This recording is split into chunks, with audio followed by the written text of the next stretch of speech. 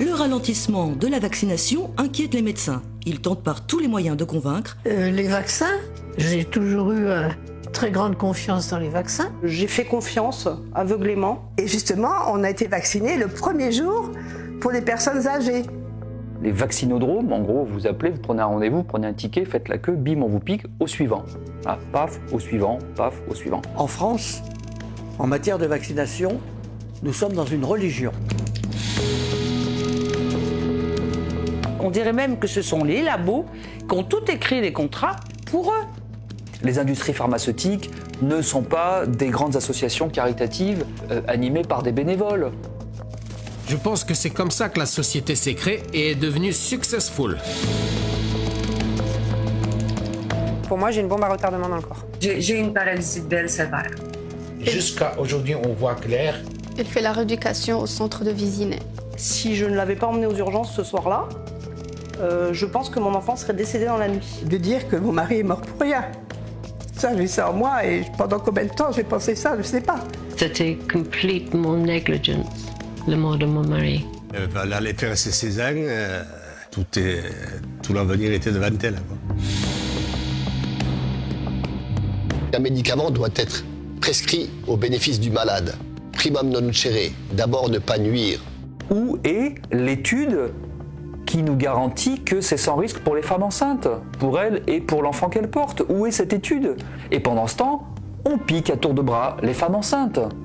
Ceci n'est pas sérieux, ni scientifiquement, ni médicalement, ni éthiquement.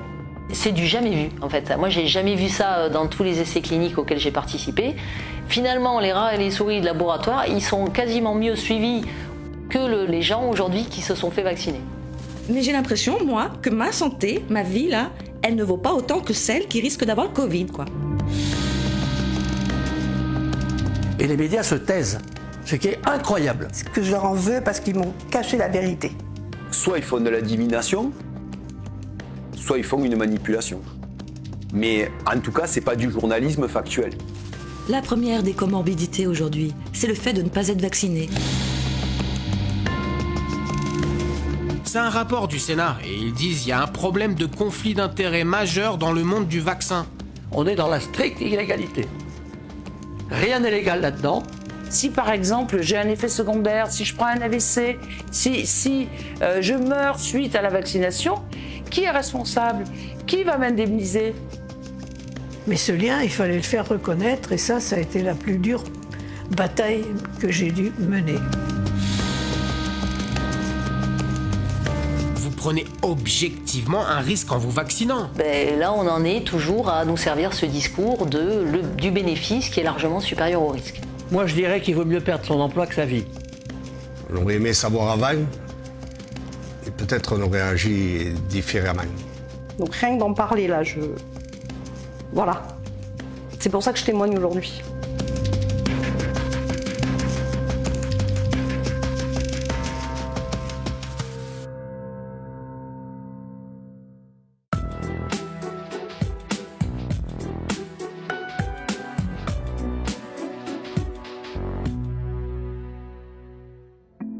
Pour lutter contre le Covid-19, nous avons tous été soumis à des mesures drastiques, changeantes et même contradictoires. Mais s'il y a bien une constante depuis le départ de cette crise, c'est l'espoir affiché par nos gouvernants que les vaccins nous sauveront. Malheureusement, et même si ces cas semblent rares, ces vaccins provoquent parfois des effets secondaires graves, voire mortels. Dans cette course mondiale, et notamment française, vers la vaccination de toute la population, ces victimes sont-elles correctement prises en charge médicalement? Sont-elles bien prises en compte, en considération? A-t-on pris les bonnes mesures pour éviter que ces accidents vaccinaux ne se répètent? C'est ce à quoi ce film tente de répondre en donnant la parole à des victimes et à des spécialistes du sujet. Nous avons fait le choix de reconstituer, à l'aide de dessins, les archives télévisées que nous avons utilisées pour ce documentaire. Ces archives, quoique édifiantes, sont bel et bien réelles. Vous pouvez retrouver les vidéos originales sur le site internet du film. Nous sommes en guerre. En guerre sanitaire, certes. Nous ne luttons ni contre une armée, ni contre une autre nation. Mais l'ennemi est là, invisible, insaisissable, qui progresse. Je veux le redire une nouvelle fois devant les Français. Ayez peur du virus, n'ayez surtout pas peur du vaccin. Je le dis aux personnes qui ne sont pas vaccinées. Il y a vraiment peu de chances que vous puissiez passer cette fois-ci entre les gouttes. On va se parler franchement. Qui emmerde la vie de qui aujourd'hui ? Qui gâche la vie de nos soignants qui, depuis 2 ans, sont mobilisés sous l'eau dans nos services de réanimation pour sauver des patients, qui, aujourd'hui, sont essentiellement des non-vaccinés ? Ce sont ceux qui s'opposent au vaccin. Vous discutez avec des Français aujourd'hui, il y en a beaucoup qui vous disent « Mais les personnes qui font le choix de ne pas se faire vacciner, on ne devrait même pas les soigner ».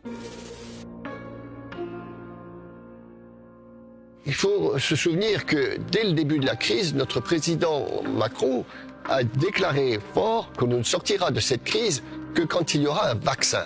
Et on a occulté dès le début toutes les autres thérapies. On a libéré des budgets énormes, on a développé un vaccin en quelques mois seulement, sans connaître les tenants et aboutissants. On passe en force par la loi, avec des restrictions de nos libertés, avec des restrictions drastiques de nos libertés de choix thérapeutiques. Et c'est absolument scandaleux. On est dans un contexte où nos politiques et ceux qui décident des politiques de santé déclarent « la vaccination ne se discute pas ». Or, si c'est un médicament, il faut comprendre qu'un médicament a certainement des applications et surtout des limites. Or, on refuse de voir les limites de la vaccination. Ça, c'est à la fois donc le contraire de la science, mais c'est le contraire de la médecine aussi. La médecine, ça consiste à donner un médicament à une personne bien spécifique, au regard de ce qu'est cette personne. Nous sommes tous des êtres différents, à la fois pour des raisons génétiques et au regard de notre histoire de vie, bien entendu. Donc nous sommes tous des êtres différents. Et chaque médication doit être adaptée à l'individu en fonction de la connaissance de précisément son histoire médicale, sa situation physiologique, que doit avoir le médecin qui administre le traitement. C'est pas du tout ce qui se passe, là. C'est pas du tout ce qui se passe. La politique, l'idéologie, elle est, je répète, par définition, aveugle et uniforme. Le résultat est donc qu'on va vacciner des personnes qu'on ne devrait pas, en réalité, vacciner au regard de leur histoire médicale, en particulier au regard d'antécédents connus ou pas encore connus. Donc c'est pour ça qu'il faudrait en réalité être extrêmement prudent avec ceci. Et on voit très bien, quand on regarde les effets indésirables, on voit très bien ressortir des fragilités de type cardiaque, cardiovasculaire, des fragilités de type allergique, des fragilités de type neurologique, qui sont en réalité évidentes et qui provoquent des effets indésirables parfois graves, voire très graves, chez des personnes qui n'auraient jamais dû être en réalité vaccinées. On s'aperçoit qu'on a quand même énormément d'effets indésirables sanguins, avec des thromboses, des embolies pulmonaires, des AVC, des infarctus du myocarde, énormément d'hémorragie. On a énormément de fausses couches chez les femmes enceintes. On a chez des populations jeunes des péricardites, des myocardites. Tous ces événements surviennent dans un délai après vaccination qui est quand même extrêmement rapide. Et le leitmotiv qu'on nous vend à ce moment-là, c'est que ça protège contre les cas sévères et notamment les populations plus âgées. Ce qui est complètement faux puisque ce n'est pas du tout démontré de façon statistique dans les rapports cliniques. Alors pour freiner la transmission, il faut inciter les jeunes. Un vaccin, une récompense. C'est ce que préconise Benjamin Davido, infectiologue à l'hôpital de Garches. Moi je suis sûr que si demain, on dit qu'on a un autographe de Mbappé parce qu'on va se faire vacciner au Stade de France, eh bien vous allez avoir des queues avec des files d'attente. Faut-il des cadeaux pour convaincre de se faire vacciner ? À Argenteuil, la réponse est oui. La mairie cible les jeunes avec ce clip. Elle organise un jeu concours. Dans la rue, ils découvrent l'initiative. Et le premier prix ?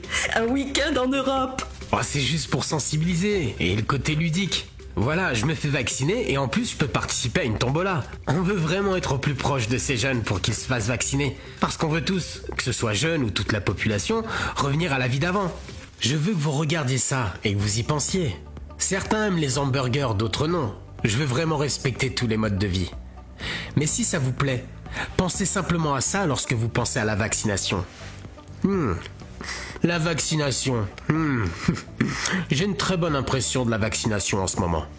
Les États-Unis ou selon les États, les cadeaux sont très différents. Vous pouvez gagner un match de baseball, une bière gratuite, des donuts à volonté, mais aussi des réductions au supermarché. Vous pouvez aussi gagner, dans certains États qui légalisent la marijuana, un joint, un vaccin, un joint. Et puis en Virginie occidentale, on vous offrira même un fusil. Chacun trouvera son compte.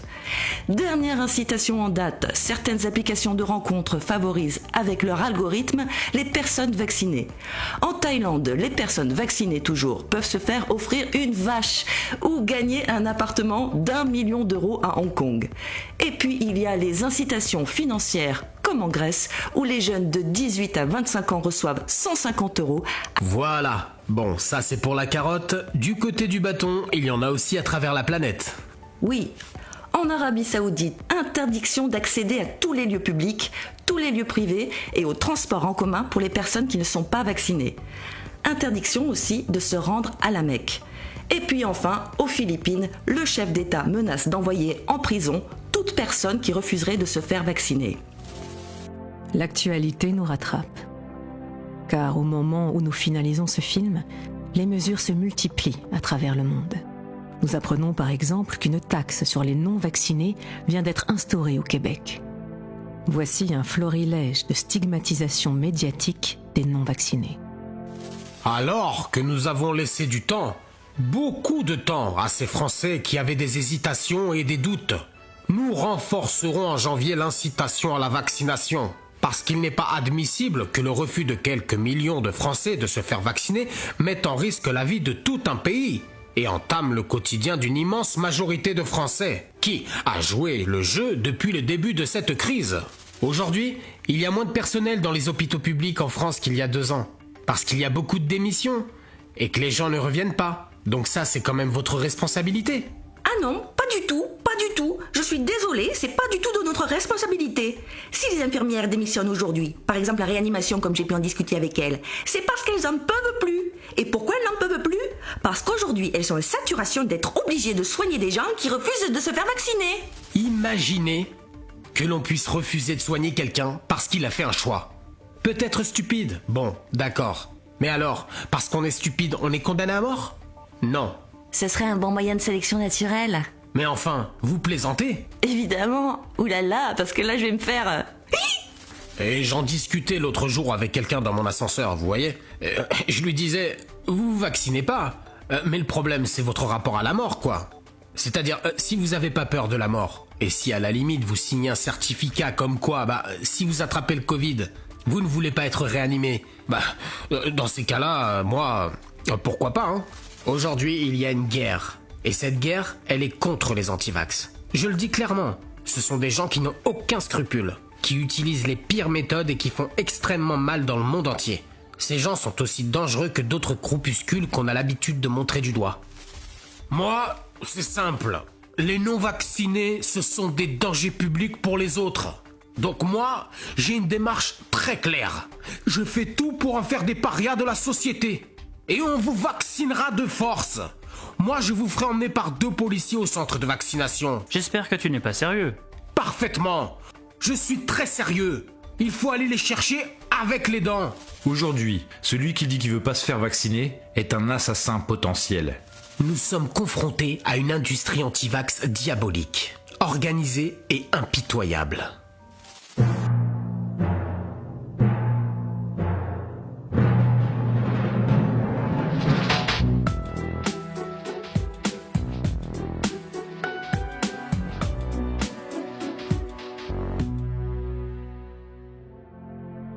Les liens d'intérêt entre le monde politique et les lobbies pharmaceutiques ne sont pas nouveaux. Ils sont d'ailleurs régulièrement pointés du doigt.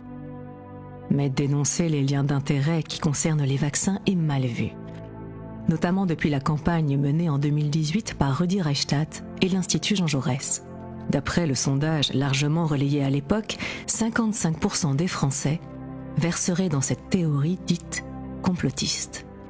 L'idée est restée que remettre en question le bienfait d'un vaccin ou son innocuité, c'est-à-dire sa non-nocivité, est une attitude a priori complotiste.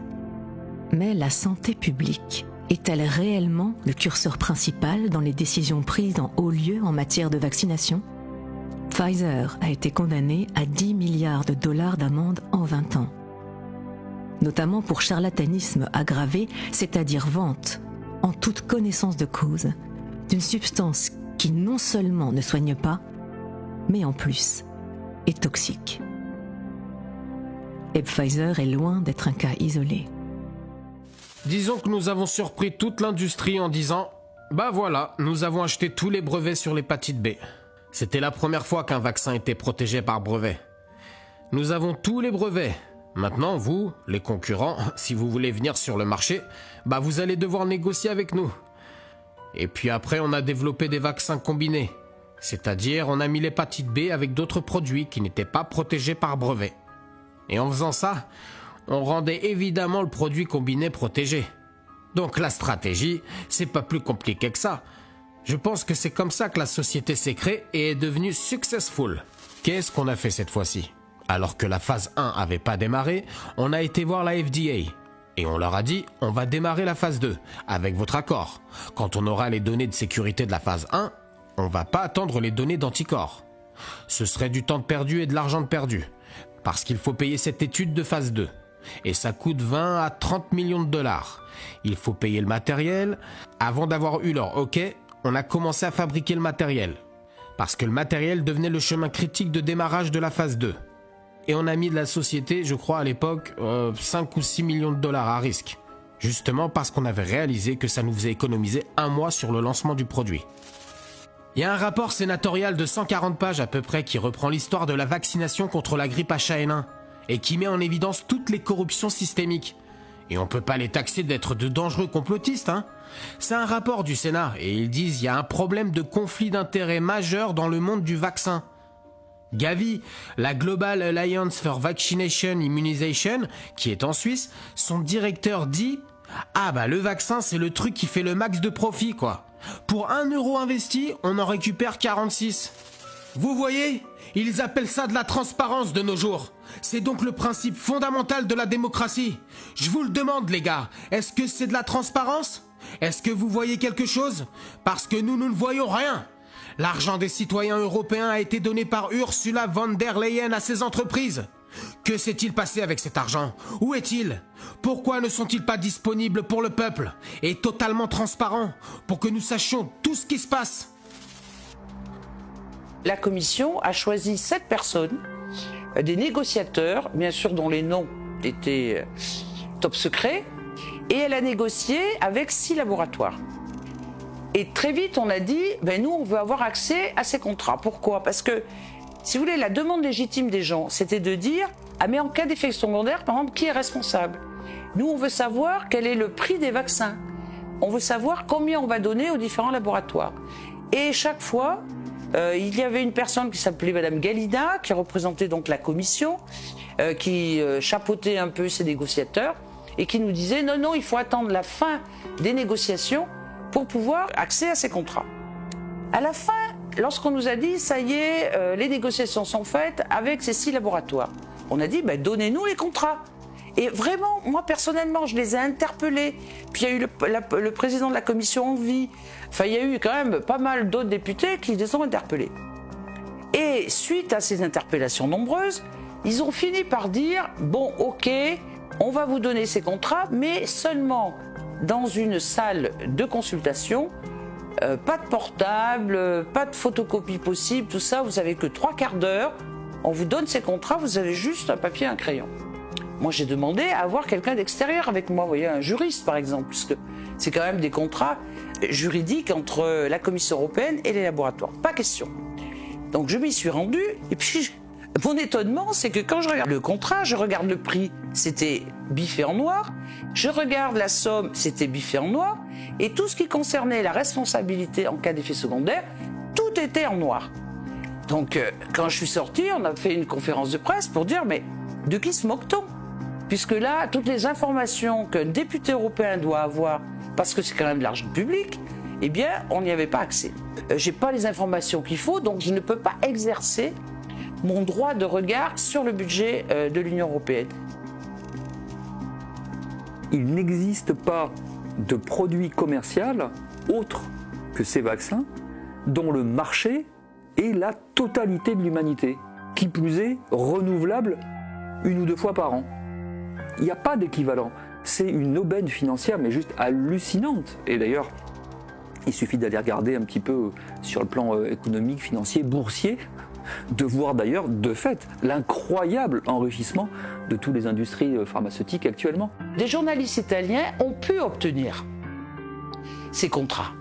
Et donc, on a fait faire une étude comparative. Qu'est-ce qu'ils ont biffé? Vous voyez, pourquoi ils l'ont biffé? Et qu'est-ce qu'il y a sur cette grosse partie de la responsabilité des laboratoires? Alors, on a su que, par exemple, AstraZeneca avait les vaccins les moins chers. Vous voyez, c'est 1,75 €.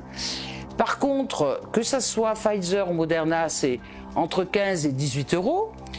On a vu aussi que, par exemple, Moderna a touché autour de 318 millions d'euros, que Pfizer, c'est beaucoup plus, 700 millions d'euros. Donc, vous voyez, c'est des grosses sommes qui ont été données. Et en ce qui concerne la traçabilité, rien n'était écrit dans les contrats. C'est-à-dire qu'on ne leur demande pas de faire un rapport détaillé pour savoir où est passé cet argent. Sur la responsabilité en cas d'effet secondaire, eh bien, ce sont les États qui achètent les vaccins qui seront responsables des effets secondaires.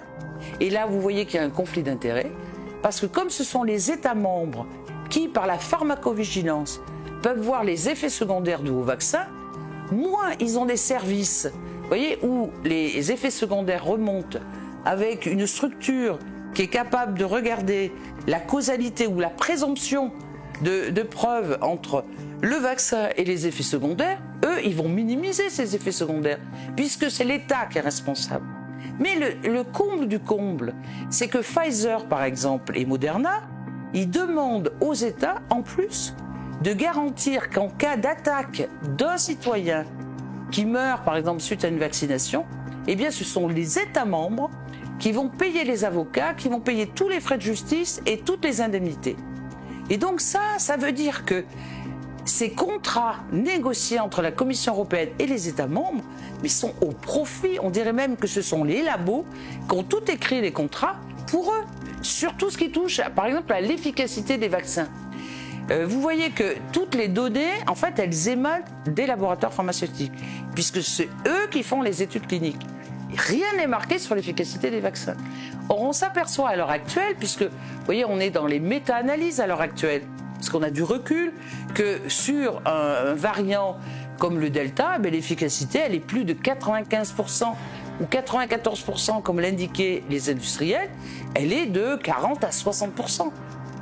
D'autre part, sur le plan légal, la convention d'Oviedo que la France a signée interdit qu'on contraigne quelqu'un à participer à une expérimentation en matière de médicaments. Or, c'est exactement ce qui se passe. Et c'est tellement vrai que M. Dupond-Moretti, garde des Sceaux, il y a quelques mois, a déclaré « On ne va pas rendre le vaccin obligatoire pour les détenus, virgule, les détenus ne sont quand même pas des cobayes ». Ceci nous ramène au traité de Nuremberg qui a été rédigé après le procès des médecins qui faisaient des expériences sur les êtres humains contre leur consentement dans les camps de concentration, qui normalement interdisent désormais toute expérimentation non consentie. Et quand notre ministre Olivier Véran déclare que nous ne sommes plus en période d'expérimentation, soit il se trompe, et alors cela remet en doute ses compétences de médecin, soit il ment, et alors là ça devient très très grave, dans la mesure où Pfizer lui-même, les laboratoires eux-mêmes, admettent qui sont en phase d'expérimentation et que ces médications expérimentales n'ont que des autorisations temporaires de mise sur le marché. Donc en insistant dans une direction aussi floue, cela nous autorise à nous poser énormément de questions.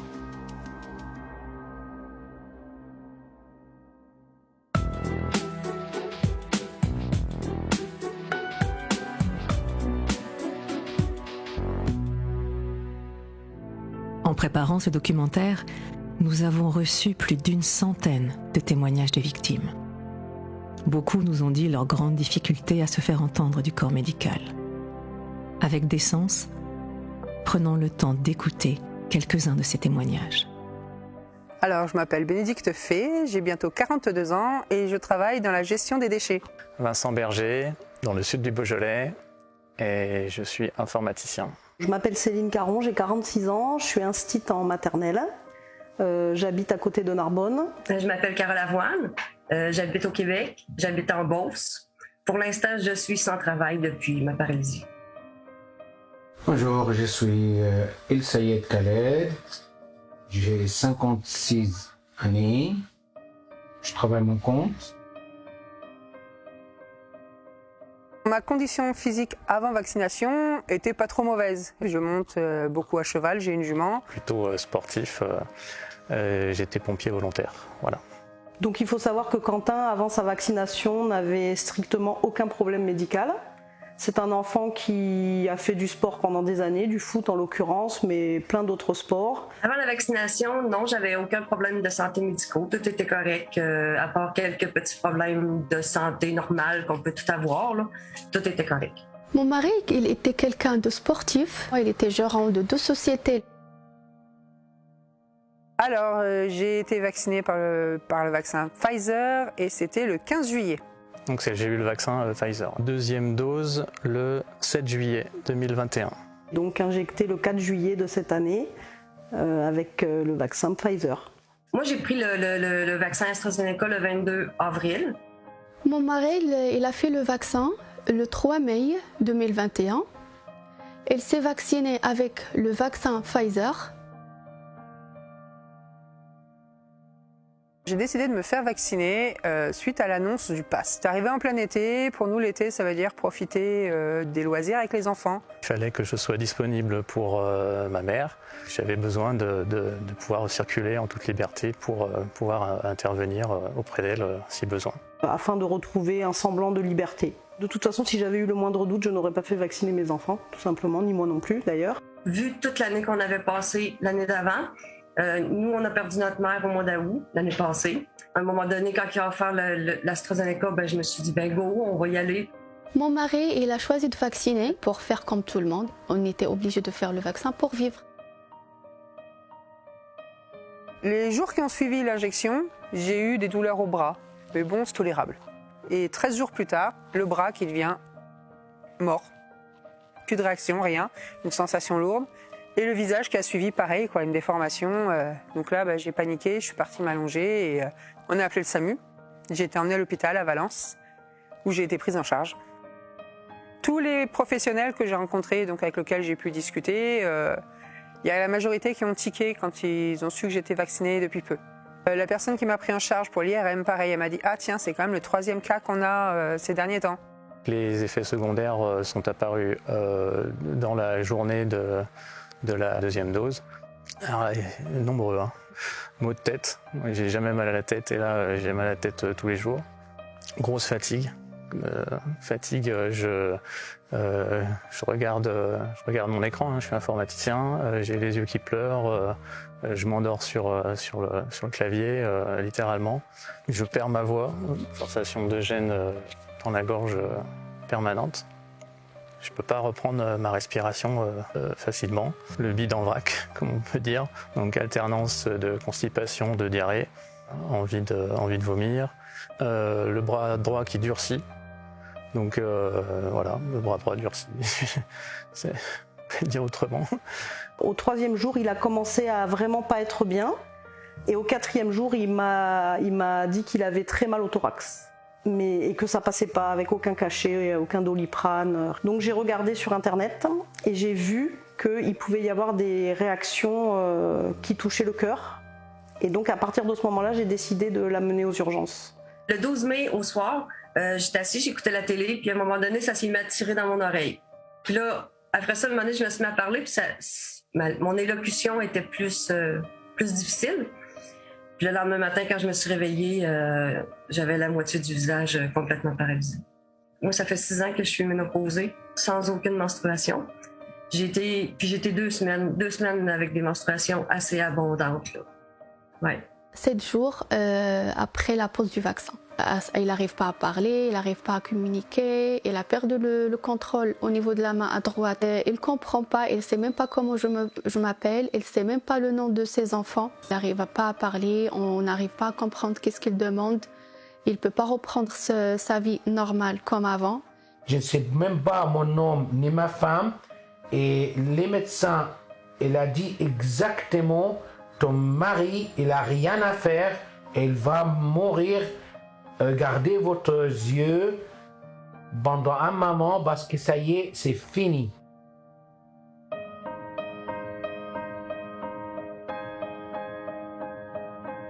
Que le diagnostic qui a été fait aux urgences, suite à plein d'examens, ça a été un AVC ischémique. J'ai eu beaucoup de chance, moi, c'est-à-dire que dans la journée, le traitement a fonctionné. J'ai récupéré mon bras, j'ai récupéré mon visage, tout va bien. Mis à part que je suis sous surveillance maintenant pour plus un traitement au minimum pour 5 ans. Donc je donne mes symptômes au médecin et s'est amusé en me parlant d'antennes 5G. Enfin, j'ai pas tout compris ce qu'il me disait sur des effets un peu loufoques, machin. Me demandait si j'avais eu des symptômes comme ça en rigolant. J'ai pas forcément trop envie de rire, mais...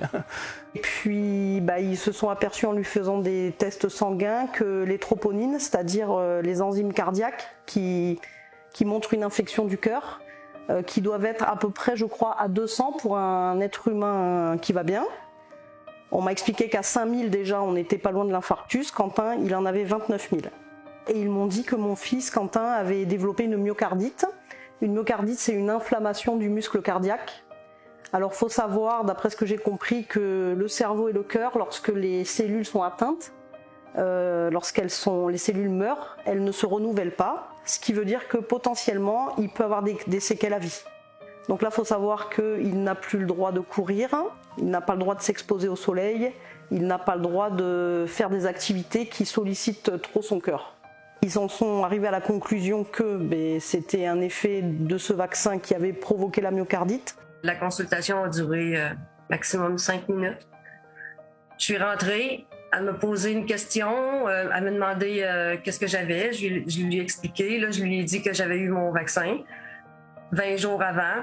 Elle m'a fait du revers de la main. « Ah non, c'est pas ça. » Elle n'a jamais regardé mon papier de vaccin. Là, elle m'a dit vous avez une paralysie de Bell. Puis là, après ça, j'ai demandé, j'ai dit pour mon travail, je viens de commencer un nouveau travail, est-ce que je pourrais avoir un billet du médecin? Elle m'a dit non, elle dit pour ton travail, je peux rien faire pour toi. Elle dit de toute façon, tu vas peut-être rester de même toute ta vie. Puis elle est repartie, puis elle me laissait de même. Je suis sortie du bureau du médecin, j'étais vraiment perdue. Là. Mon ORL, j'ai demandé pour la deuxième dose, est-ce que tout est correct ou est-ce que je la fais pareil? Ou elle m'a donné comme réponse vous êtes pas mal mieux à manger comme vous êtes là qu'avec le COVID. Le 12 mai, il a eu cet AVC. On a 3 comptes rendus de 3 hôpitaux différents. Donc sur les 3 comptes rendus, on peut dire, c'est marqué après la pose du vaccin, il a eu cet AVC. Mais personne, elle veut dire que c'est le vaccin.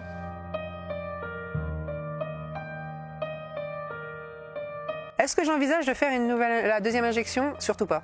De toute façon, j'ai une contre-indication à la vaccination que m'a fourni la neurochirurgie de Valence. Mes enfants ne se feront pas vacciner, il est hors de question. Pas avec ça en tout cas.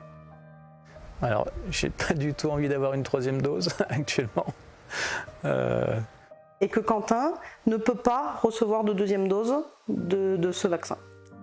Du tout. Aucun ARN messager. Je ne suis pas anti-vaccin, sauf que quand on analyse un peu la situation, on se rend compte que ce n'est pas vraiment un vaccin, qu'on n'est pas du tout informé sur les risques possibles Et donc mon message, c'est plus pour alerter les parents. Là, ils veulent m'injecter la deuxième dose, puis moi, je ne la veux pas. Fait que... Puis pour ça, il faut vraiment que j'aille un billet du médecin, sinon ils vont vouloir me le donner. J'ai pris la décision de ne pas vouloir me faire injecter la deuxième dose. Elle a demandé à son médecin est-ce qu'il peut y aller voir pour faire la deuxième injection. Et du coup, là, le médecin, il a refusé. Et tu n'as pas le droit de faire le deuxième. Oubliez carrément.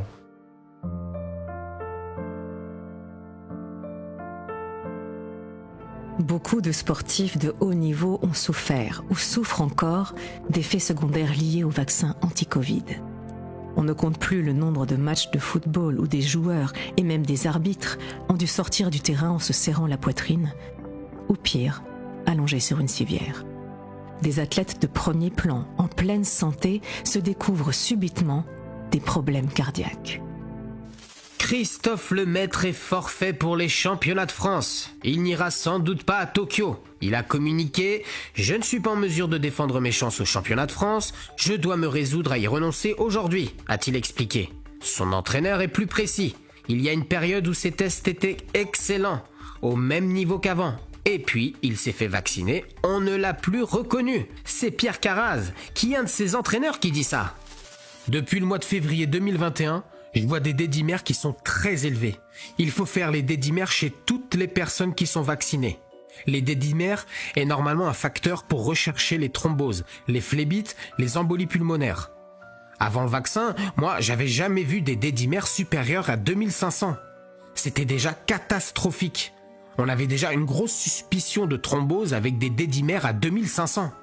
La limite est à 500, normalement. La jeune fille que j'ai vue il y a de ça 3 semaines, de 32 ans, était avec 5000 de dédimères. Et pourtant, elle était bien. Elle était juste fatiguée. Elle venait de faire le 2e vaccin. Alors, là, le laboratoire me téléphone directement. « Dr Hawks, notre patient, il va pas bien. C'est catastrophique, là. C'est une urgence. » Le laboratoire est toujours censé appeler quand il y a des cas avec des tableaux comme ça. Au départ, je leur disais « Il y a quelque chose qui ne va pas? C'est le vaccin ?» On me disait « Ah non, non, non, on peut pas le dire, on peut pas le dire. » Maintenant, les médecins du laboratoire disent « Non, c'est sûr, on sait que c'est le vaccin qui donne ça. On n'a jamais vu ça avant. » Je m'appelle Brigitte Audrin. Alors, mon mari avait 81 ans. Je m'appelle Guy Massip, j'ai 62 ans.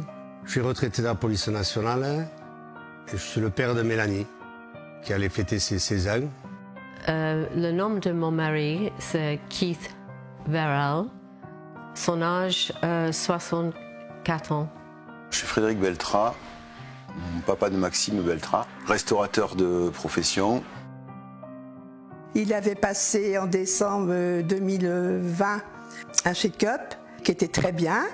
Elle avait la suspicion, je dis bien suspicion, du syndrome de Marfan. Et elle avait un dossier médical très épais et avait été suivie, que ce soit par les cardiologues, par tout ce qui est le corps médical, il n'y avait pas de problème.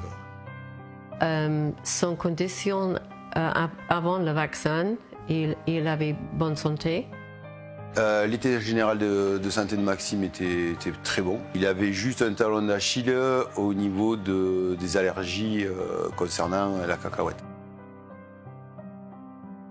Il disait toujours, oh là là, quand est-ce qu'on va se faire vacciner? Ça tarde. Et je lui disais tout le temps, et mes enfants aussi, disaient, il faut attendre la date qu'on va nous proposer. Obligé de se faire vacciner pour avoir accès à ce qui est magasin, cinéma, et on ne peut pas reprocher à une adolescente de vouloir se faire vacciner. On commençait à nous dire de plus en plus qu'il allait devoir se faire vacciner pour pouvoir voyager, pour pouvoir voir sa famille, voir ses proches. Depuis qu'il y avait les nouvelles mises en place avec le pass sanitaire, ça contraignait énormément sa vie pour la vie courante, c'est-à-dire aller boire un café, aller au resto avec les copains, sortir à la discothèque, enfin les choses qu'on fait à son âge.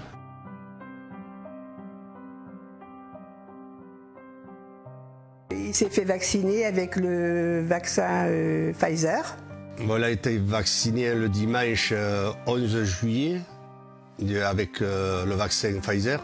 Mon père a décidé de se faire vacciner, enfin a décidé. Il s'est fait vacciner le 18 mai. J'ai expliqué, il est anaphylactique. Elle avait fait ça, mais c'est pas le problème. Et elle a continué de faire le vaccin.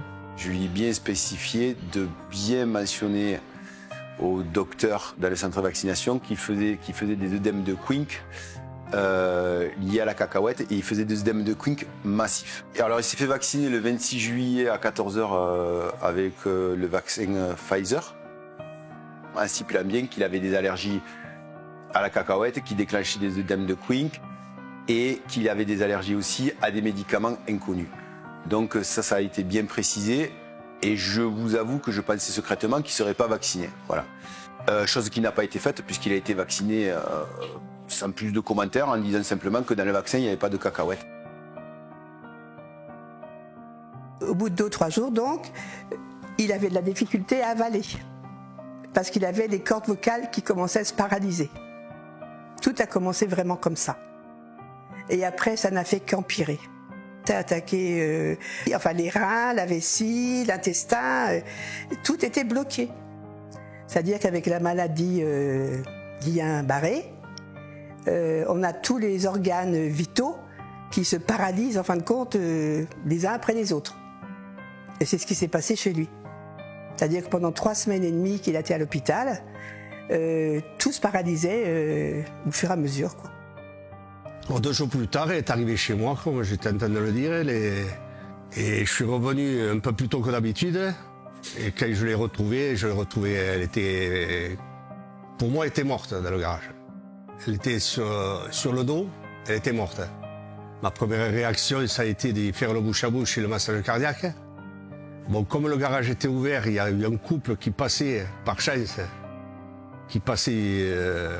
les gens ils ne m'ont pas posé de questions. Le gars s'est mis à faire le massage cardiaque. Moi, je faisais le bouche à bouche. Et sa femme a fait tous les appels téléphoniques parce que c'est assez compliqué pour prévenir tout ça.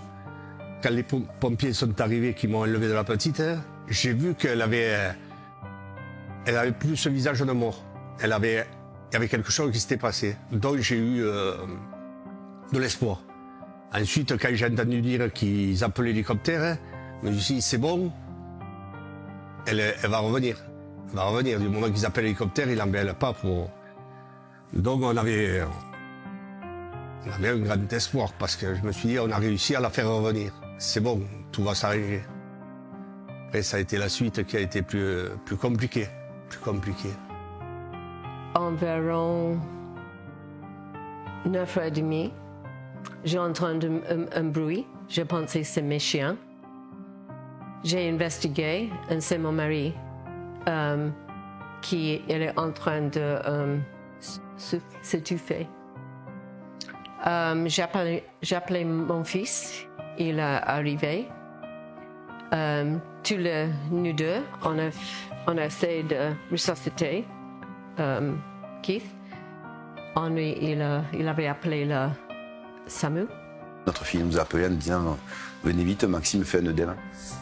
Donc quand on est arrivé à la maison au bout d'1 minute, parce qu'on mangeait juste en bas de la maison, on l'a retrouvé, il était très rouge, il manquait d'oxygène, mais il n'avait aucun gonflement externe.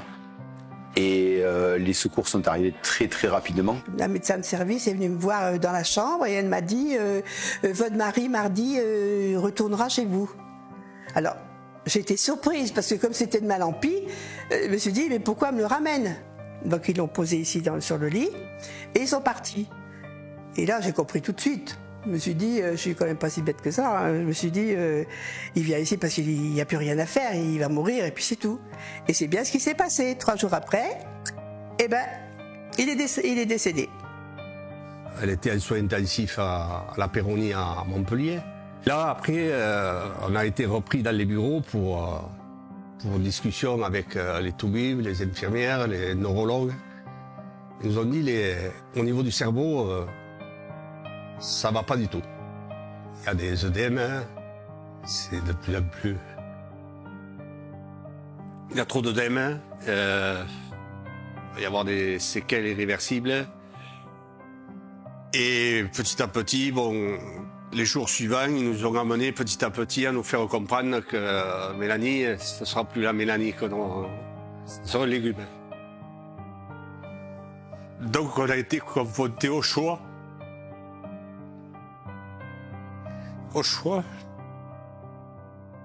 De soit de la maintenir en vie dans un état de légumes, soit de la laisser partir tranquillement. Ce qu'on a fait. Il avait appelé le SAMU. En train, mais il est décédé devant notre yeux. He died. We couldn't save him.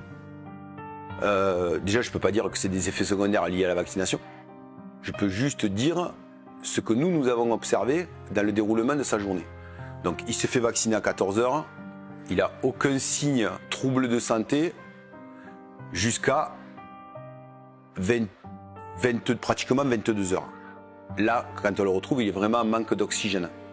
Il est rouge, sa peau s'est colorée, il est rouge et il nous dit « j'arrive plus à respirer, j'arrive plus à respirer ». Et puis, dès qu'ils ont commencé à le soigner, plus ils l'ont soigné, plus ça l'a mené vers la mort. Donc la réaction de l'organisme a été complètement contraire aux soins qui sont prodigués pour un œdème et qui sont des protocoles qui sont établis depuis très longtemps.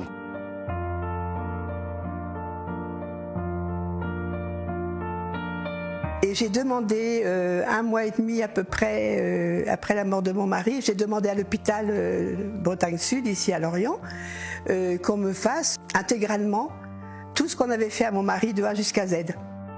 J'ai attendu pratiquement 3 semaines, 1 mois pour voir le résultat. Et il devait envoyer le résultat également à mes 2 médecins, c'est-à-dire celui de Belle-Île et celui de Lorient. Ils n'ont jamais rien reçu. Alors l'hôpital ne m'a jamais rien dit.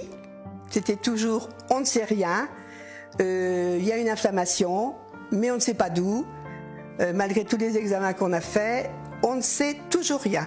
Donc il n'y avait aucune raison pour laquelle Mélanie ait cet emballement du cœur.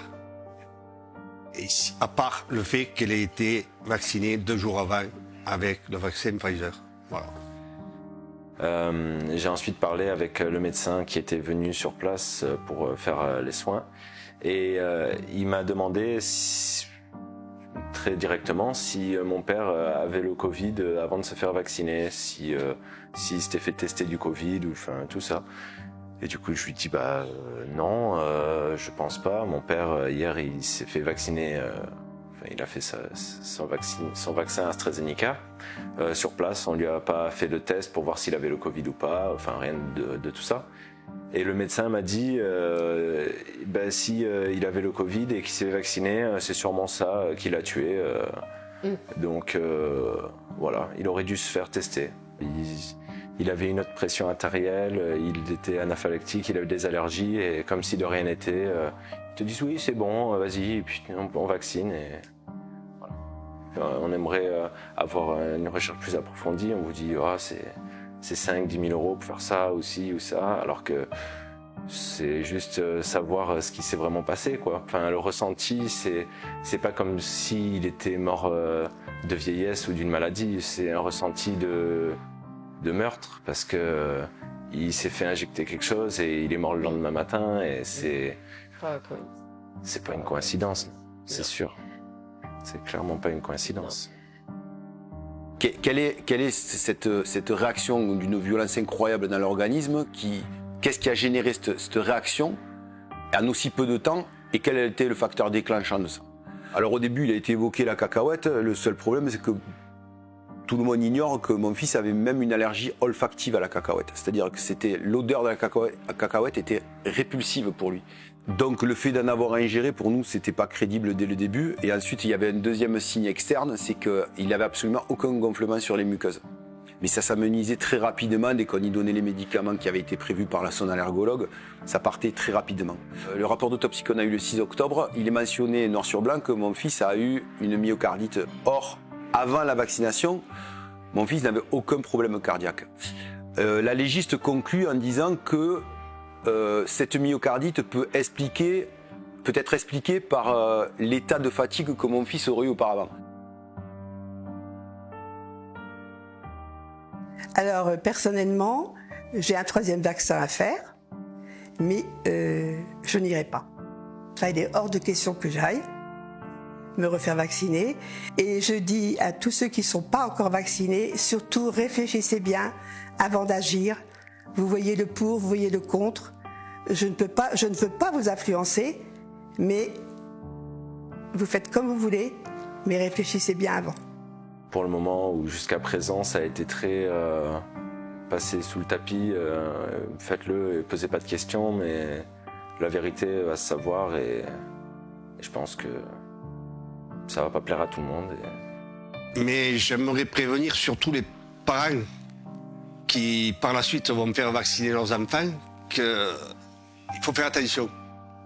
Il faut faire attention, il ne faut pas y aller en se disant bon, c'est un vaccin, tout le monde le fait, il n'y a pas de. Parce qu'il y a des cas, malheureusement trop méconnus, où il y a des effets secondaires qui sont pas bons.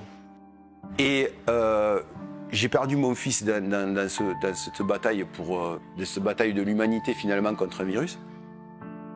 Je peux l'admettre dans le sens que si les décisions ont été prises avec l'intention de faire le bien et en commettant certaines erreurs, c'est pardonnable.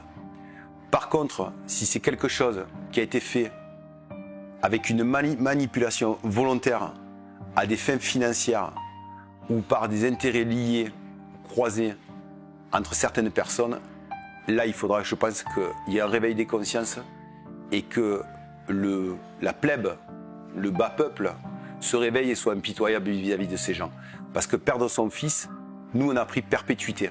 Voilà. Moi ma condamnation, celle de ma femme, celle de notre famille, c'est perpétuité incompressible. Pire que si on avait tué quelqu'un. Parce que la peine qu'on a, jusqu'à ce que je ferme les yeux, je l'aurai. Voilà. Donc là, il ne peut pas y avoir de pardon. Donc il n'y a que 2 solutions. Soit c'est une forme de bienveillance avec un peu d'incompétence et un peu d'improvisation, ça peut être pardonnable. Soit si c'est l'autre segment, il faudra que les gens se réveillent un jour.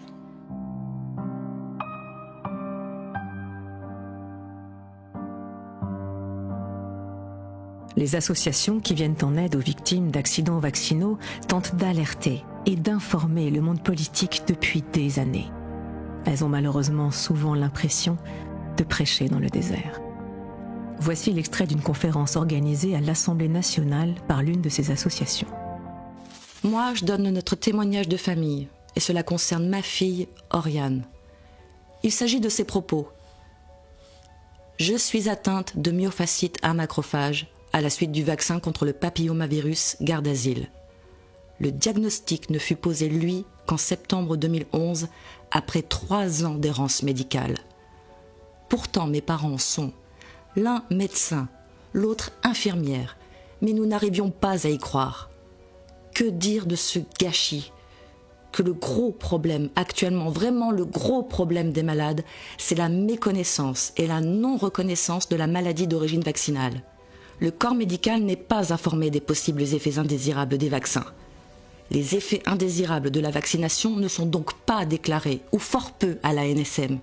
La non-reconnaissance entraîne un déni de la part du monde médical, qui ne se soucie pas des répercussions et de la violence que cela inflige aux malades, ou plutôt aux victimes.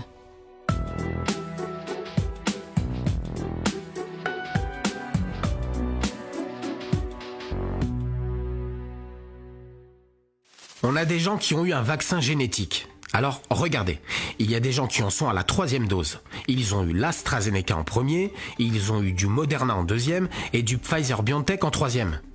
Alors pour le suivi des effets secondaires, évidemment, on est dans la choucroute. On ne peut pas avoir un suivi sérieux si on mélange les médicaments. Depuis le début de la pandémie, on peut parler des dégâts du Covid, on peut parler des bienfaits du vaccin. Mais dès qu'on parle d'effets secondaires graves, importants, je parle pas des petites douleurs sur le point d'injection, tout de suite, ça dérange. Est-ce que ça ne pose pas le problème finalement de consultations plus approfondies pour chaque personne qui se destine à une vaccination pour savoir si oui ou non elle est apte à cette vaccination?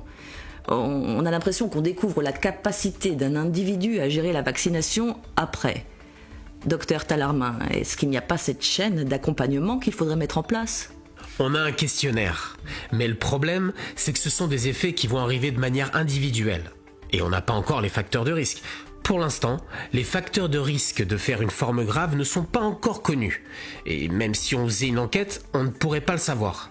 C'est ça le problème. Bon, donc, dans le doute, on protège les gens.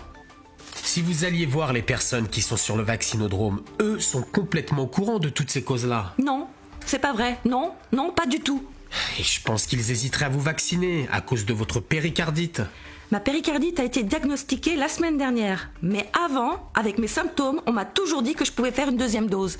Vos symptômes étaient compliqués à comprendre. Oui, quand les symptômes sont compliqués à comprendre, c'est le doute qui prime avant tout. Oui, mais ce ne sont pas les gens du vaccinodrome qui doivent faire le diagnostic, c'est votre médecin qui doit le faire. Les gens qui sont sur les centres de vaccination n'ont pas le temps de faire des consultations.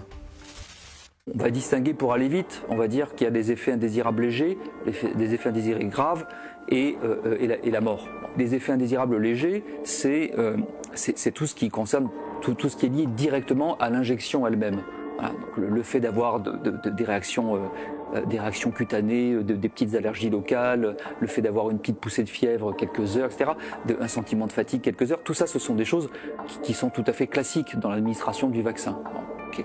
Donc c'est pas de ça dont on parle. J'ai eu l'occasion de travailler dans les unités Covid et j'ai gardé contact avec les infirmières. Donc j'ai eu plusieurs informations que je n'ai pas au cabinet. Ce sont les infarctus qui sont survenus généralement à peu près une semaine après vaccination. Donc je sais qu'il y a eu des gens jeunes, notamment là, récemment 27 ans, 32 ans, et puis plusieurs cas de myocardite, des embolies pulmonaires. Ce que les infirmières m'ont également rapporté, c'est que la consigne avait été donnée de ne pas faire de déclaration de pharmacovigilance quand il y avait eu des problèmes suite au vaccin, en sachant que l'objectif est de vacciner tout le personnel. Dans un contexte de très forte pression de l'idéologie vaccinale, qui pèse sur tout le monde, c'est-à-dire qui pèse sur l'individu lui-même, qui peut avoir tendance à s'auto-censurer, en se disant mais non, le vaccin c'est bien, j'y suis allé, là oui je me sens pas très bien mais c'est pas grave, ça va passer, voilà. Donc l'individu, on peut penser sans doute s'auto-censure. Ensuite, là je dis sans doute parce que j'ai pas de données là-dessus, j'ai des témoignages par-ci par-là, mais bon, des témoignages, nous sommes des milliards. Donc, par contre, là où j'ai plus de données déjà, parce que j'ai là pour le coup des témoignages directs et que ça concerne un beaucoup plus petit nombre de personnes, c'est comment cette pression de l'idéologie vaccinale amène un certain nombre de médecins tout au long de la chaîne de déclaration de pharmacovigilance à eux aussi à s'auto-censurer. Voilà, il y a actuellement une très très forte pression, on le sait, qui descend depuis Paris, toute la chaîne, en passant évidemment par les agences régionales de santé, qui sont le relais local du ministère de la Santé pour faire passer le bon message, donc, ce que moi j'appelle la doxa. Donc là, la doxa consiste à dire, il n'y a pas de problème, tout va bien. Avec les vaccins, tout va bien, il n'y a aucun problème. Donc évidemment, la pression est mise sur toute la chaîne jusqu'à l'enregistreur de base. C'est une pression pour minimiser en fait les problèmes. Vis-à-vis des complications cardiaques des vaccins anti-Covid, moi je l'ai signalé au Conseil de l'Ordre. Il faut savoir que sur les 17 cas, une seule fois le médecin avait signalé qu'il y avait un vaccin qui avait été réalisé quelques jours avant, mais les autres fois le médecin n'en parlait jamais. Donc j'ai eu essentiellement des arythmies, des poussées de tension chez des gens qui avaient une tension normale autour de 13 et là la tension subitement montait à plus de 20 de tension. J'ai eu une thrombose, donc un caillot dans une veine de la rétine et des douleurs thoraciques au point où les gens allaient aux urgences. Alors des fois avec une inflammation, est-ce que c'était des myocardites? C'est très difficile de savoir. Mais en tout cas, c'était des douleurs vraiment violentes qui sont survenues. Alors, j'ai eu 6 fois pour AstraZeneca, ça a été entre 10 et 18e jour. Plutôt pour les Pfizer, où c'était entre 48 heures et une dizaine de jours. Parce que les médecins ne le signalent pas, mais j'ai vraiment la sensation qu'ils n'y pensent pas. J'ai pas l'impression qu'il y a un calcul par rapport à ça. Je pense qu'ils ne conçoivent même pas que ça puisse être possible.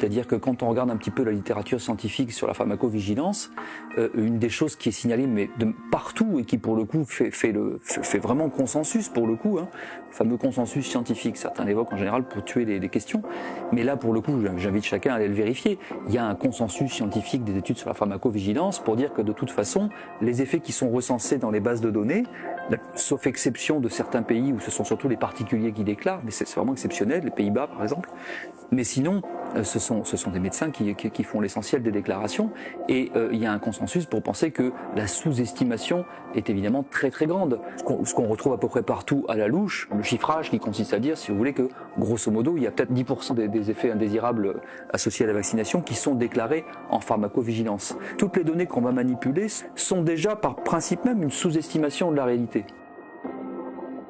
Quand on est en population générale, est-ce que les médecins vont remonter les cas? Déjà, on n'en sait rien. Peut-être, on sait qu'on a peut-être 10% des effets qui sont reportés à la pharmacovigilance en vie réelle, peut-être 15, peut-être 20. Ce qui fait que les 1000 morts qu'on nous annonce sur le site de l'Agence nationale de sécurité du médicament, eh bien, il faut multiplier par 10. C'est-à-dire que nous avons un chiffre énorme par rapport à toutes les épidémies et les effets indésirables que nous avons connus jusqu'à présent. Quand on est dans une phase d'essai clinique, en général, entre 25 et 50 morts, on s'arrête. Là, nous en sommes à 1000. Et même si, comme le dit la NSM, le lien de causalité n'est pas prouvé, ce sont quand même des morts sans autre cause apparente que les vaccinations. Seulement, dans la plupart des cas, on n'a pas fait d'autopsie. Pourquoi? Est-ce qu'on a peur des résultats? Si on avait fait des autopsies, et notamment des analyses sanguines, on aurait très certainement vu dans de très nombreux cas des thromboses, des milliers de caillots qui s'étaient formés. Ce que nous disent les virologues. Pas ceux qui parlent à la télé, qui ont des liens d'intérêt, mais ceux qui n'ont pas d'intérêt à dire ça, puisqu'ils n'ont rien à vendre. Eux. Donc je fais le même travail que j'ai fait depuis le début, qui est de regarder des faits et de contester certaines interprétations, visions globales qui sont données de ces faits, en l'occurrence celles qui consistent à dissimuler les problèmes de pharmacovigilance, où nous analysons les données qui existent dans plusieurs pays, hein, pas qu'en France. On a regardé pour la France, pour l'Angleterre, pour les Pays-Bas, pour la Suisse, pour les États-Unis et pour l'Agence européenne du médicament. La méthodologie de Salon, c'est l'exemple qui consiste à dire « Oh, regardez, cette étude n'a pas respecté telle règle de méthodologie, donc on peut se débarrasser de la question que pose l'étude. » C'est le même coup qui a été fait au traitement précoce depuis le début avec l'IHU de Marseille. Hein. Comment vous n'avez pas randomisé en double aveugle votre étude sur l'hydroxychloroquine? Mais donc ça ne vaut rien et c'est fini. Donc ça permet de ne pas avoir à discuter la question de fond qui est posée, qui est celle du traitement précoce. L'autre grand argument, au fond, que méconnaissent tous les gens qui veulent dénier, encore une fois, qui sont dans le déni, le tabou, vous allez sur le site de la NSM, vous allez à la rubrique pharmacovigilance, vous cliquez dessus et vous pouvez télécharger 3 PDF. Voilà, c'est ça le niveau de transparence sur les données.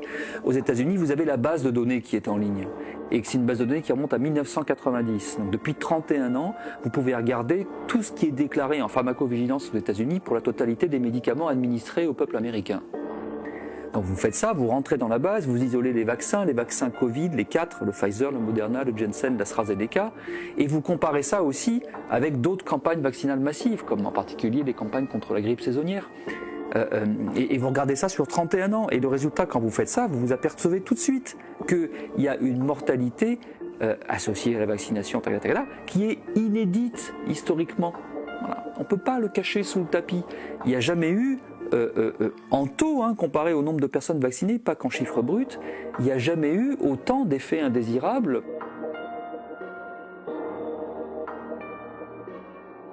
Les vaccins sont-ils sûrs? C'est ce qu'on nous répond. Or, Gérard Delépine, le docteur Delépine, qui est l'auteur de plusieurs livres, cancérologue, oui, statisticien, a publié plusieurs articles parlant de l'hécatombe post-vaccinale. Il a regardé les courbes. Et il nous fait constater que, très curieusement, les premiers à vacciner en Europe, ça a été l'Angleterre. Et dès les premiers jours de la vaccination, est apparu le variant anglais. Il nous fait observer qu'en Inde, dès les premiers jours de la vaccination, est apparu le variant indien. Et il nous montre dans ses articles les courbes officielles d'une vingtaine de pays dans le monde. L'Israël, l'Islande. Et on constate que dès le début de la vaccination, la courbe des décès monte de façon spectaculaire.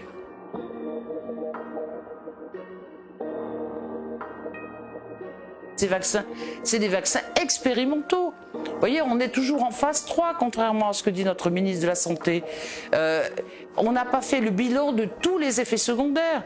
Et il y en a de très nombreux. Et puis, il y a eu des morts suite à la vaccination. Et bien là-dessus, vous voyez que c'est très difficile après. On fait les déclarations, mais montrer la causalité, c'est très difficile. Et donc, les gens ne seront pas indemnisés. J'ai été sous-traitante pour l'industrie pharmaceutique pendant 23 ans. Mon rôle, entre autres, était d'assurer la gestion des essais cliniques dans la partie recueil de données, dans la partie analyse, mais aussi, en tant qu'expert biostatisticien, de participer à des comités d'experts et de calculer en amont la méthodologie afin de prouver l'efficacité et la tolérance des médicaments. Un petit rappel de comment ça se passe dans l'industrie pharmaceutique quand on fait un essai clinique. C'est un domaine qui est extrêmement réglementé. Donc selon le domaine dans lequel on se trouve, on va appliquer une certaine méthodologie, notamment en termes de statistiques. Donc il faut bien se rendre compte que quand on parle de l'efficacité ou de la tolérance d'un vaccin, c'est essentiellement un travail mathématique.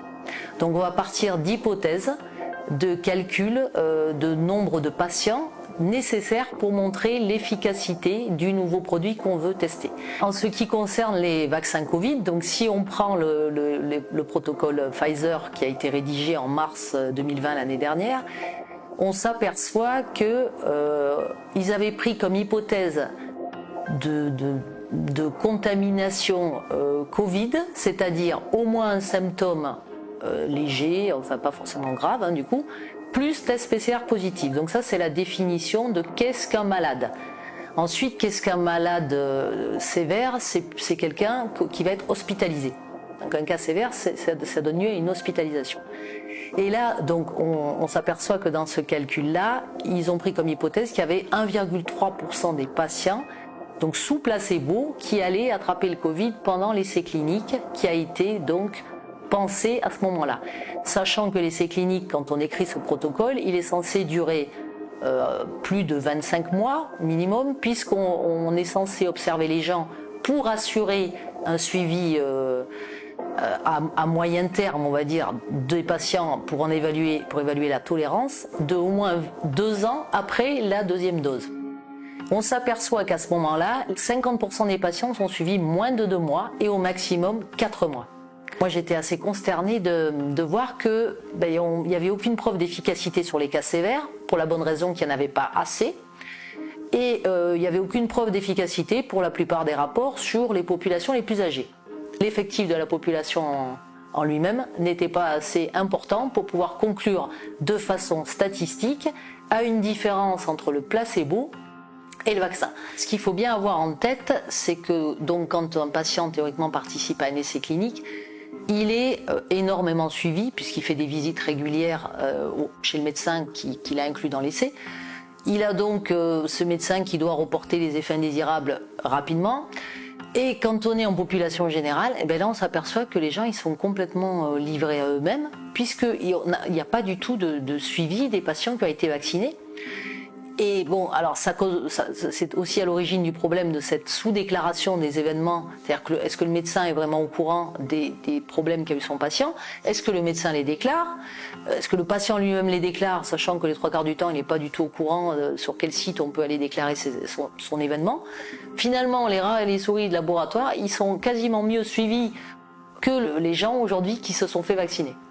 On n'aurait jamais dû permettre l'utilisation dans la population générale de ces vaccins dès le janvier 2020. On n'aurait jamais dû, puisque ce qui est présent dans les essais cliniques ne permet pas d'évaluer de façon correcte le bénéfice-risque. Dans notre équipe, il y a un spécialiste de pharmacovigilance. Le gars, ça fait juste 25 ans qu'il fait ça. Et donc, il y a des petits malins qui arrivent et qui n'ont jamais travaillé sur tout ça, jamais de leur vie, et qui pensent qu'en 3 phrases, ils vont, et en 2 coups de cuillère à peau, là, ils vont régler la question. Bon, c'est à l'image du fonctionnement de cette espèce de bulle numérique et médiatique dans laquelle nous vivons, là où il y a des gens, même souvent cachés sous un pseudo, qui arrivent et qui s'imaginent que... ou des journalistes fact-checkers qui s'imaginent qu'ils vont régler les problèmes scientifiques à la place des scientifiques.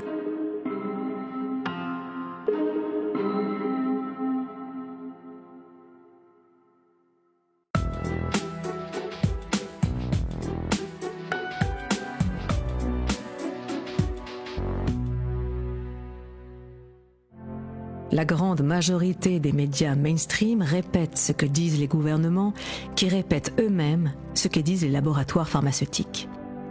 Les vaccins sont sûrs et efficaces. Et ceux qui contredisent ce discours sont désignés comme des colporteurs de fake news. La parole publique est même devenue très agressive envers les non-vaccinés, qu'elle appelle maintenant, de manière péjorative, les anti-vax. La liberté de parole est de plus en plus menacée sur Internet, notamment sur Facebook et YouTube. Ce qui était au départ un shadow banning discret est devenu aujourd'hui une censure ouverte et assumée publiquement. Beaucoup de vidéos et d'articles qui critiquent les vaccins sont tout simplement supprimés. Des comptes sont bannis.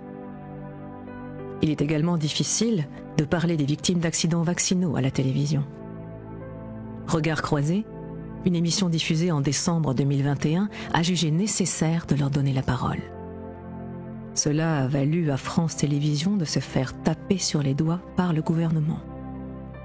Nul ne doit critiquer les vaccins. Quelques voix ont quand même osé braver l'uniformité du discours ambiant. Tous les médias ont été trop politiquement corrects et ont suivi Olivier Véran comme des petits chiens. Le maréchal Véran, vous dites? Oui, le maréchal Véran. Oui, parce que tout ce qu'il disait était parole d'évangile. Il fallait dire quoi, alors, du coup? Il n'y avait pas assez de contradictions. Les gens ont peut-être flippé. Les gens ont eu peur. Les journalistes aussi ont eu peur. Oui, mais... Nous, on a eu peur. Oui, mais justement, alors là, je vais parler de dictature. Cette dictature, attention, de la peur. Celle-là, je ne la comprends pas et je ne la supporte pas. Et vous n'avez pas eu peur? Non, jamais. Jamais eu peur? Jamais. Eh bien, nous, on a eu peur. Bah non, moi jamais.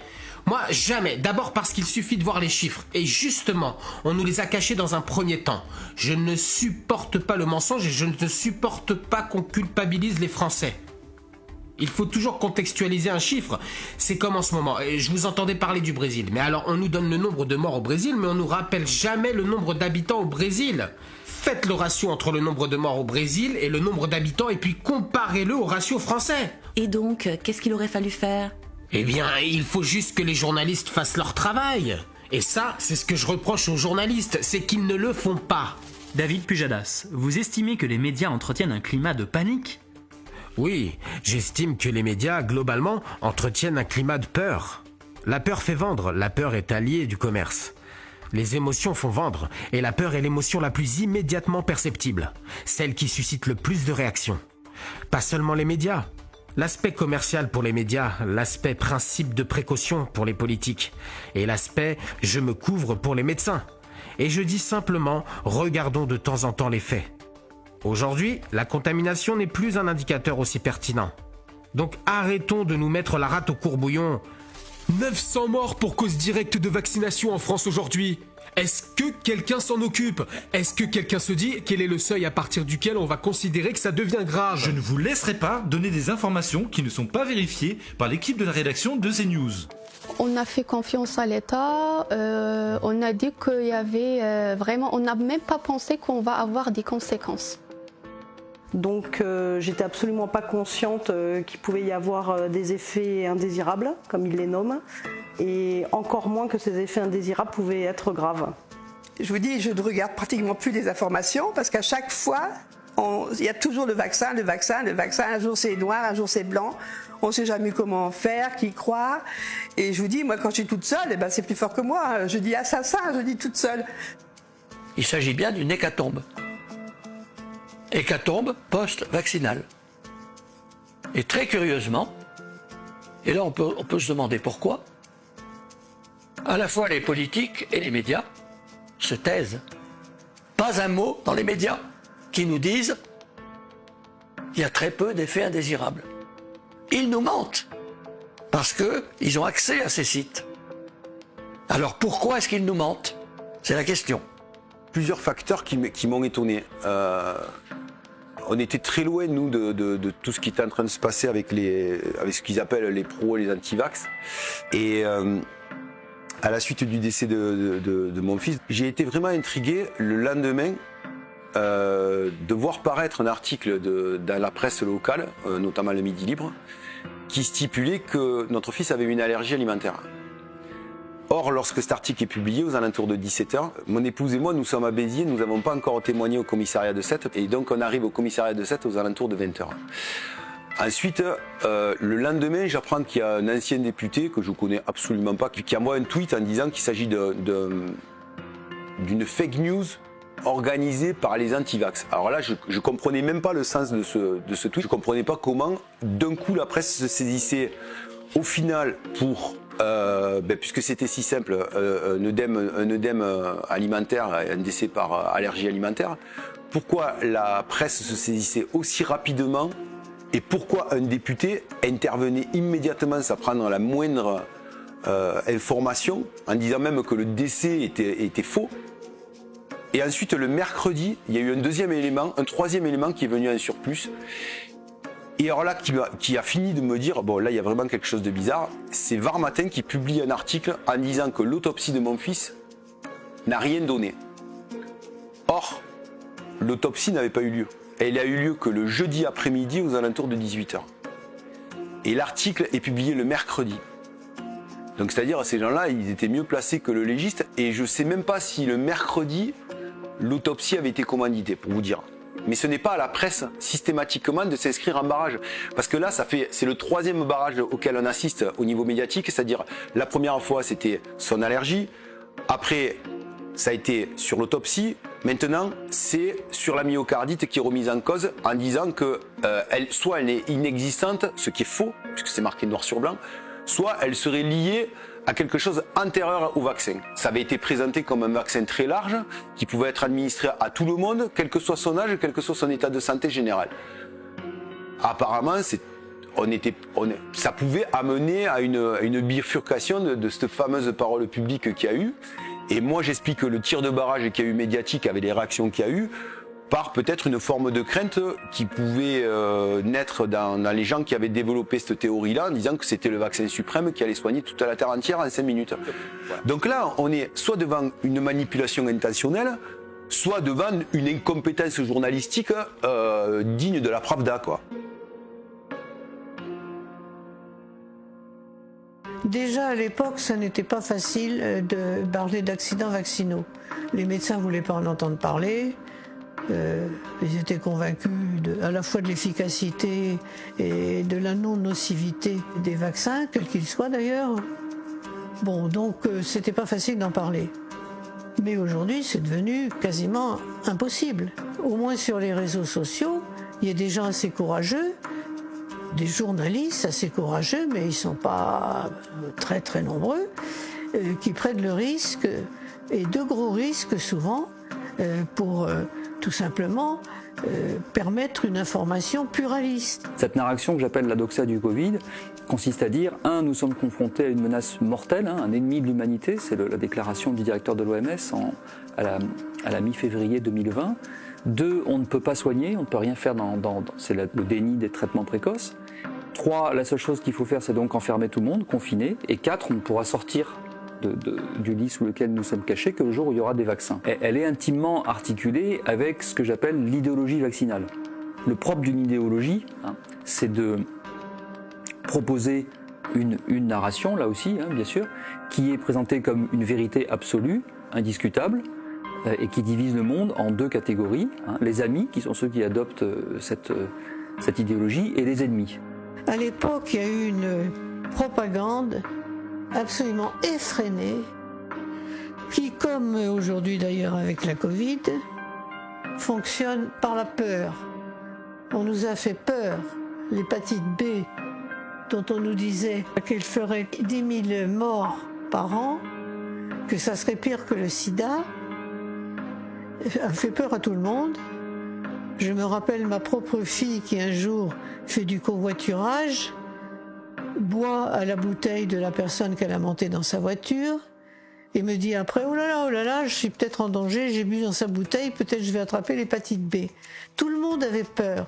L'hépatite B devait nous tomber dessus à chaque carrefour de rue. C'était vraiment une propagande effrayante et basée sur la peur. Il faut se souvenir des déclarations de Marisol Touraine, puis qui ont été reprises par les différents ministres de la Santé, dont Agnès Buzyn, qui a dit que les vaccinations, ça ne se discutait pas. Or, si ça se discute, la science autorise le débat. La science impose le débat. Or, ce débat n'existe pas.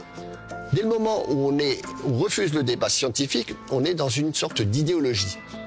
Le vaccin est un sacrement, donc tout est possible. On a retiré l'aluminium des produits cosmétiques. On nous a dit c'est pas bon pour la peau. Ah bon? On l'a retiré de certaines pâtes à modeler ou autres pour les enfants. C'est pas bon qu'ils tripotent ça.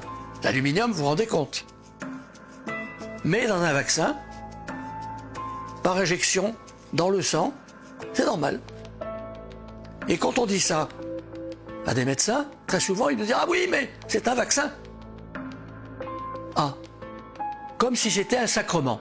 Après tout, quand on communie à l'église, personne ne demande est-ce que l'hostie a une date de péremption, est-ce qu'elle est stérilisée. On croit. C'est quelque chose qui évidemment est anti-scientifique, par définition. L'idéologie, c'est le contraire même de la science. La science, c'est pas blanc ou noir, 0 ou 100%, ami ou ennemi, pour ou contre, bien ou mal, beau ou laid, enfin toutes ces notions-là n'ont rien à voir avec la science. La science, c'est des choses précises, mesurées, des vérités limitées, soumises à débat contradictoire et aménageables, voire réfutables dans le temps. Mais nous sommes confrontés à ça, une idéologie qui dit le vaccin, c'est bien, point, et c'est fini. C'est bien, point. Et toute personne qui, d'une manière ou d'une autre, vient dire peut-être que, mais enfin vous êtes sûr, machin, bidule, bim, est classé ennemi dans cette idéologie, et donc tué symboliquement de toutes les façons possibles. Voilà.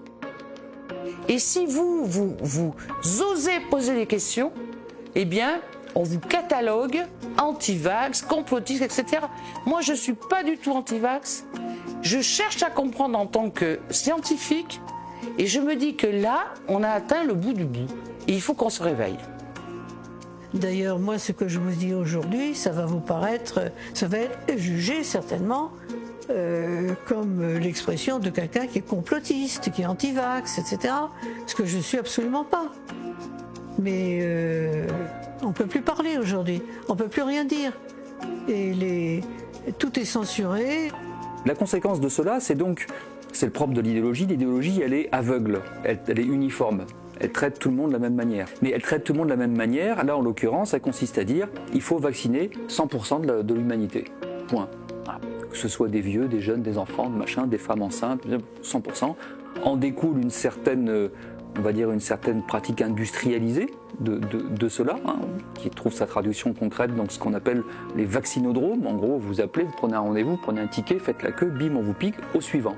Ah, paf, au suivant, paf, au suivant.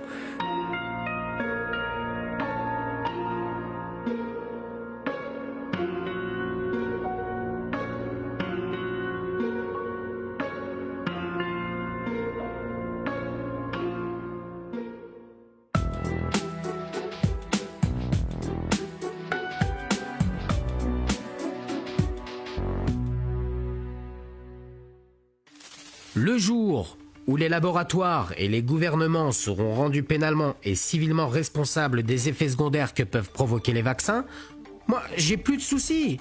Pour le moment, c'est pas le cas. Le problème, c'est l'indépendance des experts.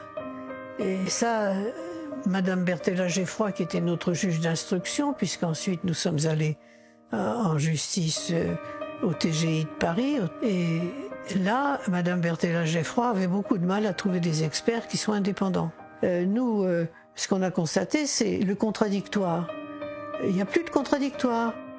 Mais depuis, non, on a eu zéro soutien, zéro aide de la part de personne.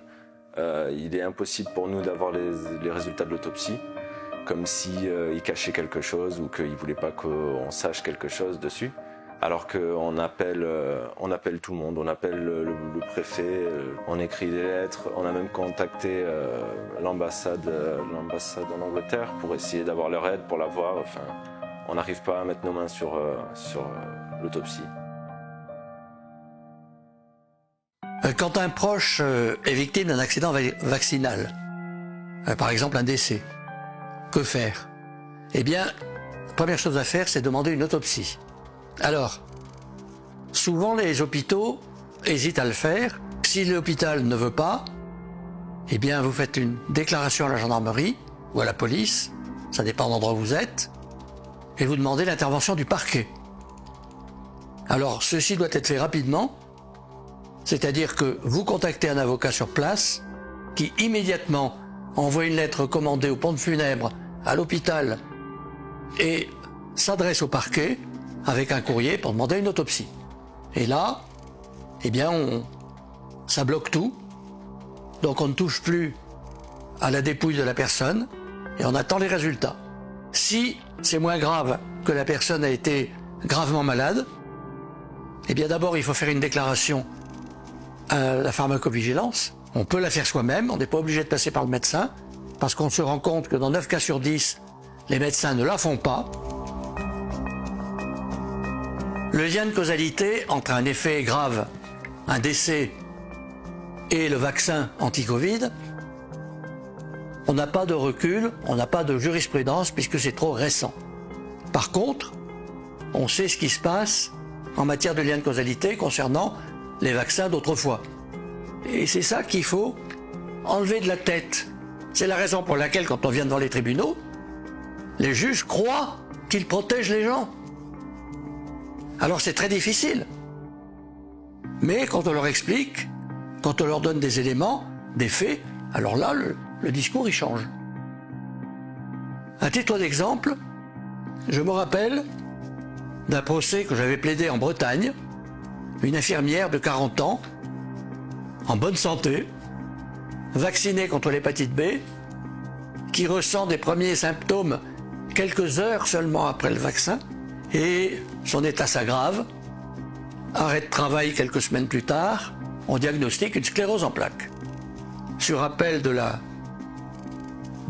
caisse primaire d'assurance maladie, où elle demandait la reconnaissance professionnelle de la maladie, puisque pour une infirmière, le vaccin était obligatoire. La caisse primaire d'assurance maladie dit il n'y a pas de lien de causalité, et nous avions contre nous, devant la cour d'appel, 4 expertises qui disaient qu'il n'y avait pas de lien de causalité. Seulement, dans la dernière, un grand professeur d'université, à qui j'avais amené une 50aine de livres de ses confrères, médecins, biologistes, profs de fac, parlant de l'inefficacité et de la toxicité des vaccins. Dans une procédure, ça s'appelle un dire. Et l'expert, quand il envoie un pré-rapport ou un rapport, il inclut le dire à son rapport, en disant « telle partie au procès me signale telle chose, je ne suis pas d'accord pour telle raison ».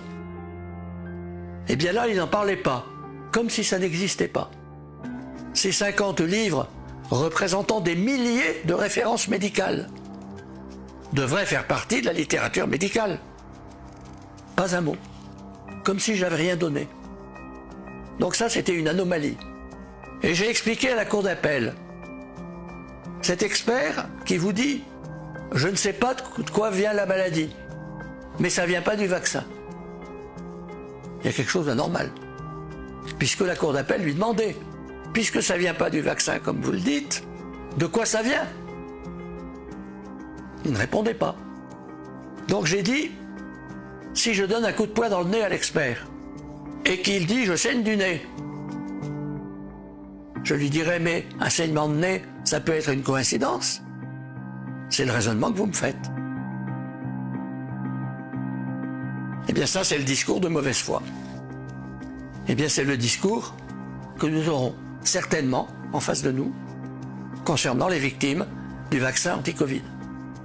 Actuellement, selon le site Eudra Vigilance, il y en aurait 22 000 morts en Europe et 800 000 cas graves à la suite des vaccins anti-Covid. Alors c'est vrai que la charge de la preuve revient souvent à la victime, mais il existe en jurisprudence une présomption de lien de causalité.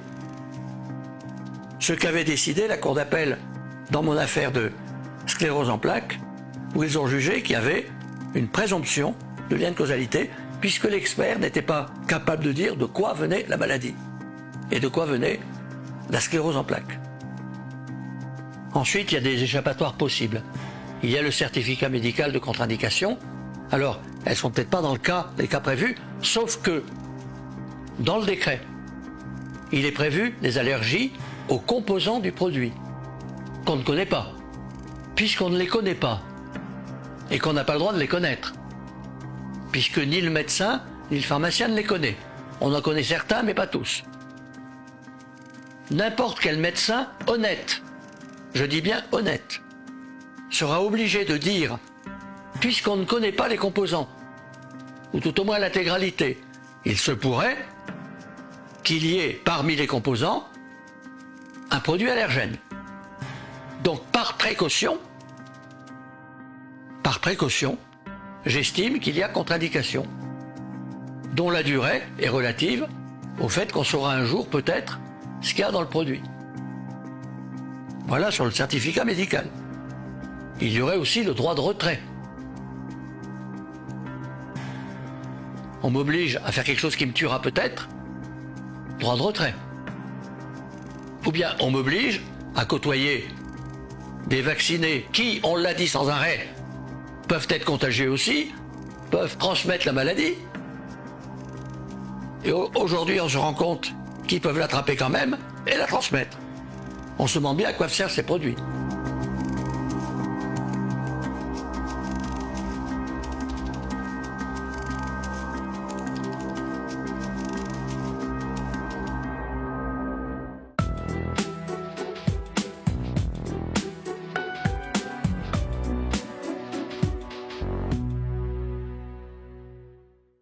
C'est une question de bénéfice-risque. Quand vous êtes malade, quand vous avez des comorbidités, quand vous êtes fragile, que vous vous fassiez vacciner, c'est bien normal. Quand vous êtes en pleine forme, que vous avez 20 ans, vous prenez objectivement un risque en vous vaccinant. Et nous savons que 2 doses du vaccin offrent une protection très limitée, voire aucune. 3 doses avec un rappel offrent une protection raisonnable contre l'hospitalisation et la mort. Contre la mort, je pense qu'ils sont très bons. Et je n'accepte pas que, sous prétexte que je ne suis pas d'accord avec vous, vous disiez que je délire. Encore une fois, j'ai des éléments qui sont disponibles pour tout le monde. Je constate qu'en Inde, ils ont arrêté de vacciner tout le monde et ils ont distribué de l'ivermectine. Ça marche. Pareil au Mexique, pareil en Afrique, pareil en Amérique du Sud. Me dites pas non, ces données sont disponibles partout. À ce stade se pose la question du rapport bénéfice-risque. On l'a bien vu, le risque, on le balaye sous le tapis. On interdit la remontée des informations. Et on nie en permanence l'existence de médications efficaces, alternatives, qui, si elles étaient admises, interdiraient cette campagne de vaccination. Le Lancet Gate, la chloroquine qu'on a évaluée depuis plus de 70 ans, dont on connaît les effets, l'activité et les effets secondaires quasiment nuls. Et autres. Donc on comprend bien que le bénéfice, il nous a été exagéré quand on nous l'a présenté, et que le risque, il est forcément sous-estimé, puisque dans le suivi des patients, on n'a pas suffisamment de recul pour dire que ces vaccins ne vont pas provoquer des problèmes graves dans les mois, dans les années qui viennent.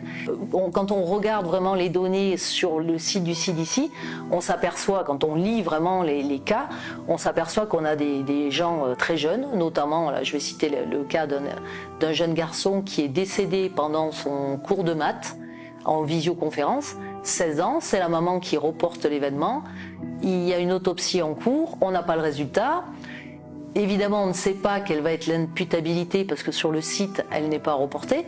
Mais la maman nous dit clairement que son fils était en pleine santé. Donc des cas comme ça, on en a quand même de plus en plus, sans pour autant que le discours officiel entre la balance bénéfice-risque, qui est soi-disant toujours en faveur du bénéfice, change. Très curieusement, et là, je me rapporte à ce que m'ont dit des dizaines d'infirmières, d'aides-soignantes ou de médecins urgentistes. Quand une personne arrivait avec un cancer, un accident de la route, est décédée, il fallait marquer Covid.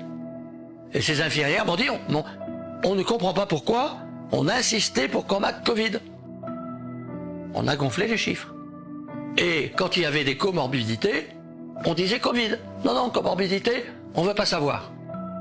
Par contre, quand c'est une victime du vaccin, il n'y a plus de comorbidité. Cherchez l'erreur. Donc, il est évident qu'on se moque du monde depuis le début. Le choix de se faire vacciner comporte un risque méconnu, mal quantifié, mal identifié.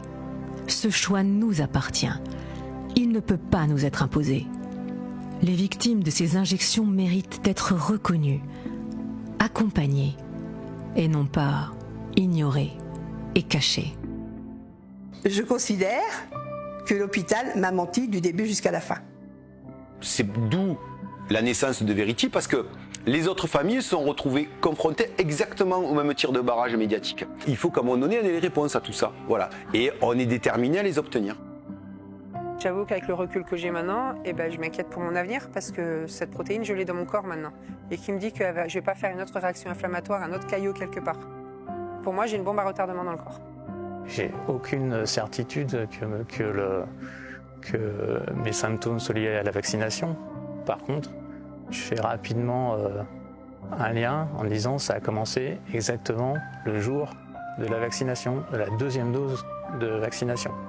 Elle m'a pas dit que ma paralysie pouvait être liée au vaccin, sauf qu'elle m'a dit que les vaccins anti-grippe pouvaient causer des paralysies de belle. On s'entend que le vaccin anti-COVID, c'est un vaccin anti-grippe. C'est comme la même chose. Fait que là, je comprenais pas pourquoi qu'un vaccin anti-grippe pouvait le donner, mais pas le vaccin COVID.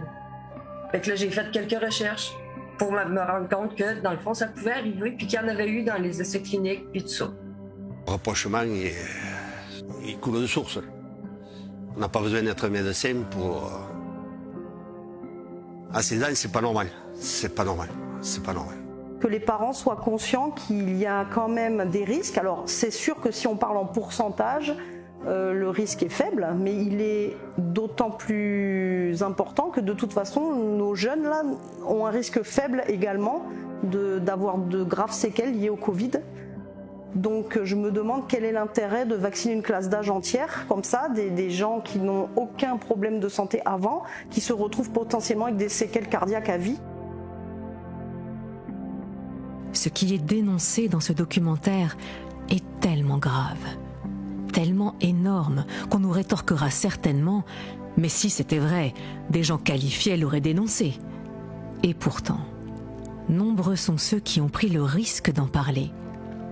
Les a-t-on écoutés sérieusement?